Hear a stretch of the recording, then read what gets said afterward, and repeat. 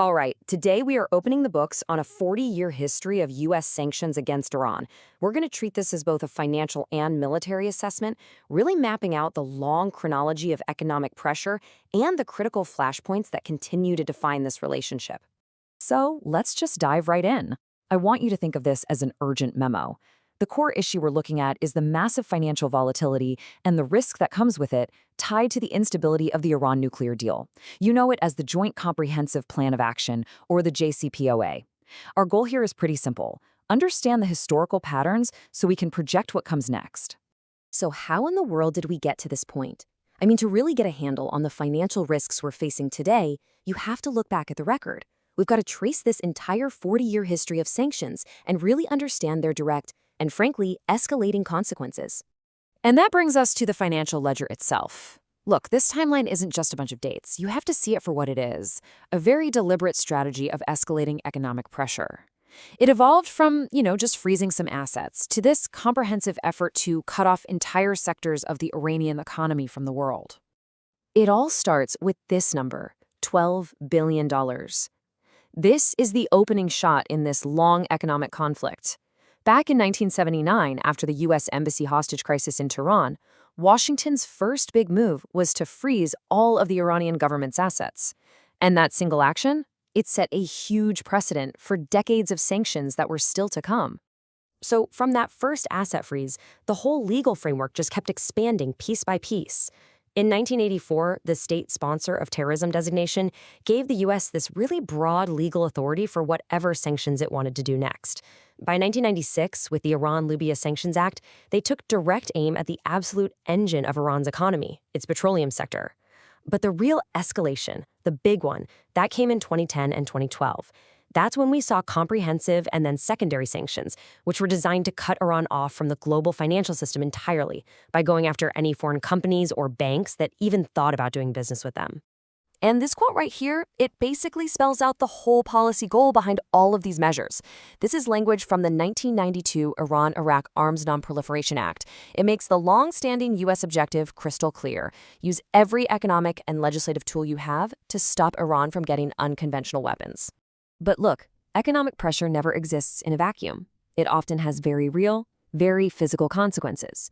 So let's pivot for a second from the legislative paper trail to a moment where all this tension just erupted into a direct military fight.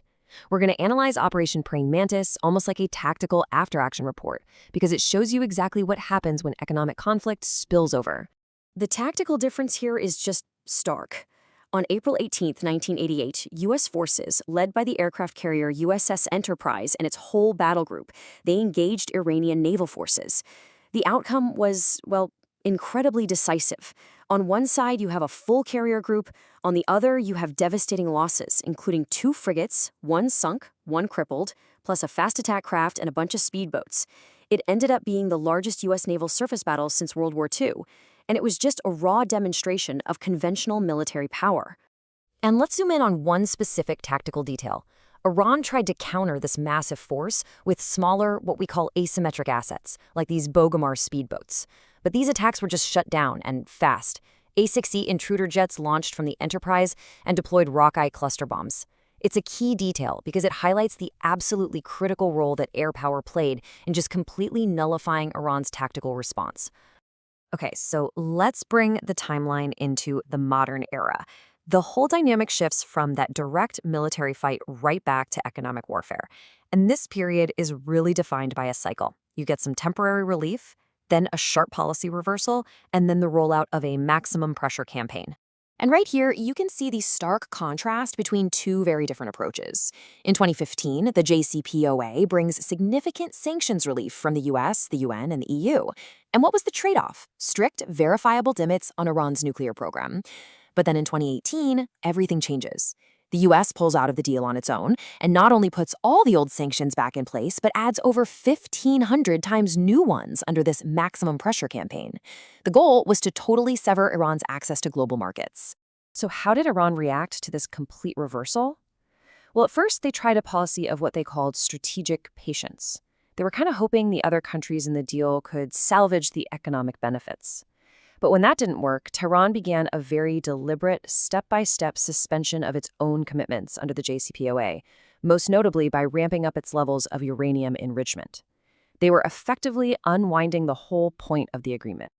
Okay, so this entire history, this whole 40-year cycle of pressure and then reprisal, it all brings us to the bottom line. Based on all of this, what's the fiscal outlook? And maybe more importantly, what are the actionable steps we should be considering for the future?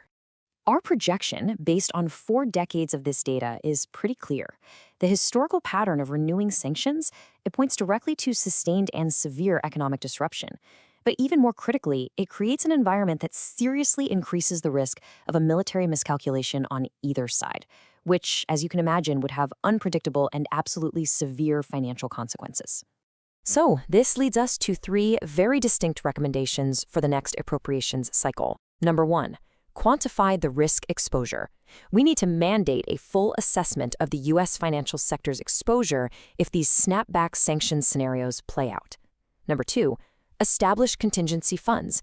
We have to allocate specific funds to insulate global energy markets from any sudden supply shocks. And number 3. Commission an impact analysis. Fund a new report on the cumulative economic damage these sanctions have done to key U.S. allies, because that information is vital for future strategy.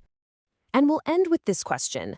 After walking through this repeating cycle of pressure, then relief, then re-escalation that has now spanned 4 decades, we really have to step back and ask, what is the true cumulative cost, financially, militarily, and diplomatically, of relying on economic sanctions as a primary instrument of U.S. foreign policy?